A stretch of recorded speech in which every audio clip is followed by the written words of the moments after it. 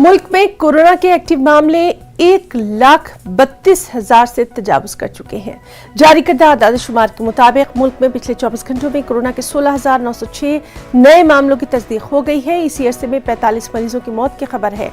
आदाद-ओ-शुमार के मुताबिक पिछले 24 घंटों में 15,447 अफराद शिफायाब हुए हैं। मुल्क में कोरोना की यौमिया पॉजिटिविटी रेट 3.68% है।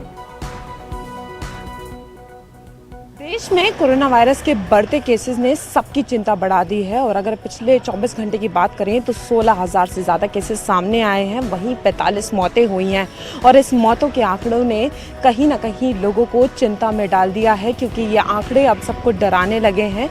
जितनी डेथ रेट ज़्यादा हो रही हैं उससे ज़्यादा लोगों को चिंता भी बन रही है। और वहीं डॉक्टर्स और एक्सपर्ट्स का लगातार कहना है कि लोग जो हैं वो लापरवाह होते जा रहे हैं, ना मास्क लगा रहे हैं, ना सोशल डिस्टेंसिंग का पालन कर रहे हैं। और जब से नए सब वेरिएंट्स मिले हैं तो केसेस जो हैं वो लगातार बढ़ रहे हैं और डेथ रेट भी बढ़ता जा रहा है। तो लोगों को अभी सतर्क रहने की बहुत ज़रूरत है, क्योंकि इसके नए रूप सामने आ रहे हैं और कोरोना कहीं ना कहीं डरा रहा है।